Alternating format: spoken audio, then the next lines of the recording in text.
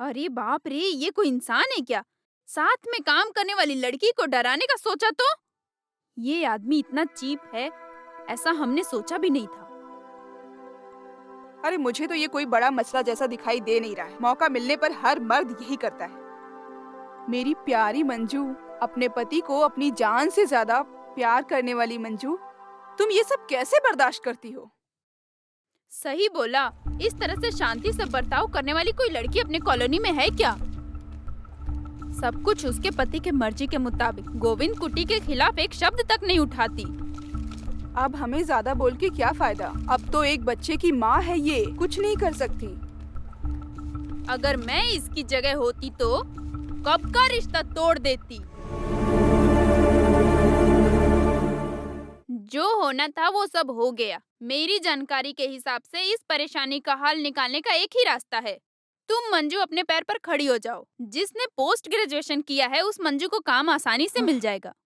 ऐसा नहीं कि मुझे अपने पैरों पे खड़ा नहीं होना। देखो मंजू, अगर हम अपने पैरों पर खड़े हो गए तो हमें किसी से डरने की जरूरत नहीं है। बेशर्मी से इनके सामने हाथ फैलाने की वजह से ये हमारी वैल्यू नहीं करते। आज से मंजू के काम का सिलसिला, हर एक चीज का देखभाल करना, ये सिर्फ तुम्हारी चिंता नहीं है, ये सब हमारा दिया गया वादा है।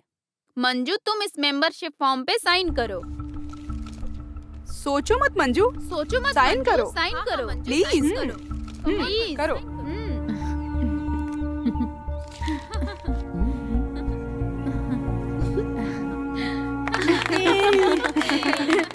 Congratulations.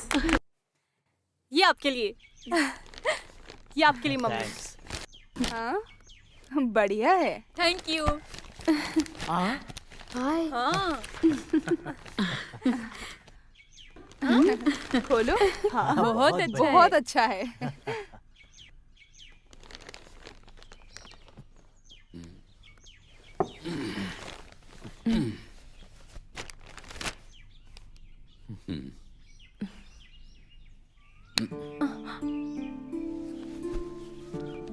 मंजू, तुमने मुझे हरा दिया।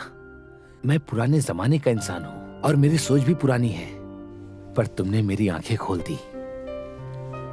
अगर देखा जाए तो हम मर्द स्वार्थी होते हैं। एक लड़की से शादी करने के बाद वो सही से खाती है क्या, सोती है क्या, हम इस पर ध्यान नहीं देते, बल्कि हम तो उसके बारे में जानने की कोशिश भी नहीं करते। 10-20 साल मेहनत करने के बाद माँ बाप के आशीर्वाद के साथ हम दोनों एक नए घर में जा रहे हैं। लड़की के सुख दुख को सोचकर परेशान होने वाले माँ बाप उसकी शादी एक ऐसे घर में कराते हैं जहाँ उसे कोई परेशानी ना हो। उसी तरह मैंने भी सोचा कि मेरे माँ बाप को कोई परेशानी ना हो, उसका सारा बोझ मैंने तुम पर डाल दिया। उसके बावजूद भी तुमने अपनी जिम्मेदारी बखूबी तरीके से निभाई। ये हमेशा गांव में चलने वाला है ना? हाँ, अरे ये हमेशा ऐसे थोड़ी ही चलेगा। अब हम लोग थोड़ा बदलेंगे, क्या कहती हो? हम दोनों आज ही तुम्हारे घर चलते हैं। 15 दिन अपनी पत्नी की मायके रहूंगा। इसी बहाने तुम्हें माँ बाप को समझने का एक और अच्छा मौका मिलेगा। सही कहा ना मैंने? और वहाँ जाने के बाद तो तुम्हें ऑफिस जाने में भी आसानी होगी। लेकिन कुट्टी, वो तो तुम्हारे लिए दूर होगा ना? अरे ऐसी कोई बड़ी बात नहीं है, मैं सब कुछ हैंडल कर लूंगा। और अभी मेरी थोड़ी छुट्टी भी बाकी है। अप्पू का मामला? तुम उसकी फिक्र मत करो, हर वीकेंड में उसे तुमसे मिलाने लाऊंगा। फिर गाड़ी में तुम भी तो आ सकती हो ना? अच्छा, बहुत टाइम हो गया, चलो हम तैयार हो जाते हैं। ठीक है।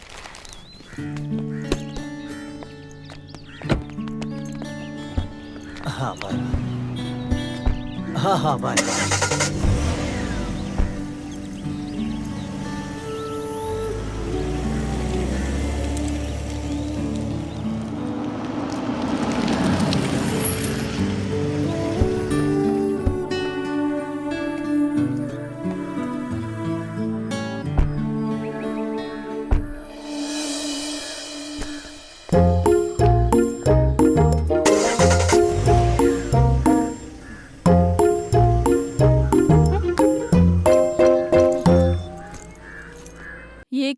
ये क्या कर रहा है? बर्दाश्त करने की भी हद होती है।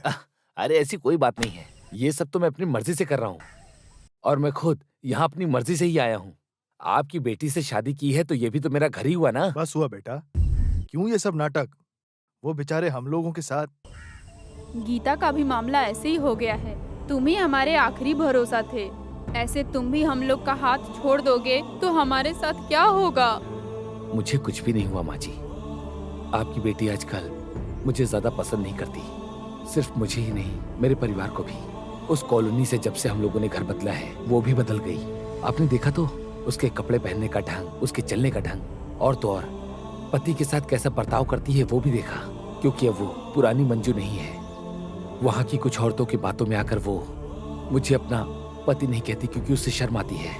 उसने खुद ही ऐसा कहा।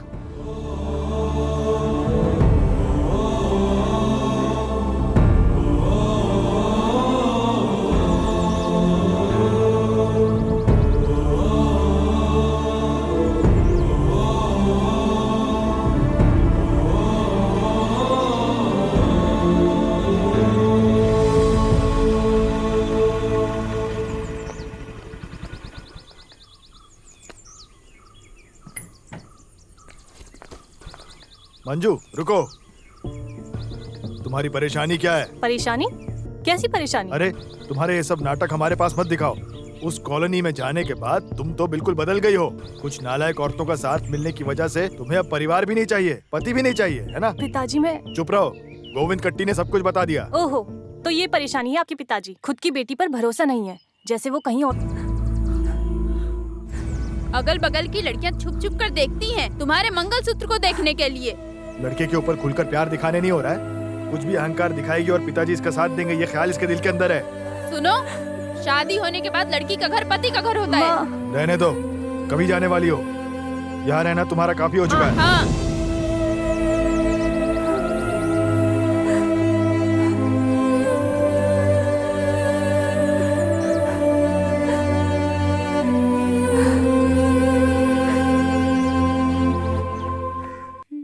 कहाँ आ रही हो? तुम्हारा रवैया सब चौखट के उस पार निकाल दो। चलो जाओ यहाँ से। बड़े साहब हाथ हटाइए। आपसे मिलने नहीं आई हूँ, मंजू से मिलने आई हूँ मैं। उससे जितना मिलना था मिल चुकी। अच्छे से शांति से जीने वाली लड़की के दिमाग में बेकार सारी चीजें मत डालो, परिवार को बिगाड़ो मत। तुम्हें समझ में नहीं आता, आगे इस घर के चौखट में आने की सोचना भी मत। ये मैं आखिरी बार बोल रहा हूँ, समझ गई? देखो बुढ़े, जुबान संभाल के बात करो मुझसे। तुम जानते भी हो कौन हूँ मैं? लोकल एसआई की बीवी हूँ। अरे तुम उसकी बीवी हो या वो तुम्हारा बीवी है? हाँ, चप्पल निकालो क्या बुढ़े? अरे बस चप्पल ही क्यों उतार रही हो? सब कुछ निकाल दो ना, यही तो संस्कार है तुम्हारे। स्त्री का सम्मान लेकर सुबह सुबह निकल कर आ जाती हो, नालायक कहीं की, बेवकूफ। अपनी काबू में रखने वाले मर्द से पाला नहीं पड़ा, एक खींच कर दूंगा। क्या मुझे मारेगा? तुझे मारूंगा तो मेरा हाथ गंदा हो जाएगा।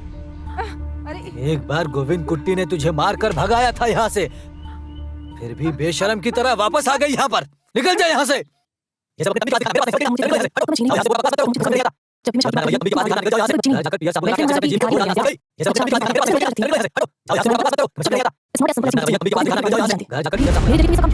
अपना रवैया तंबी के पास दिखाना, निकल जाओ यहाँ से।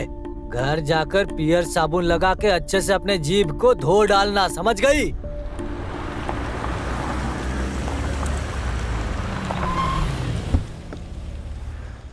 दीदी, दीदी, दीदी।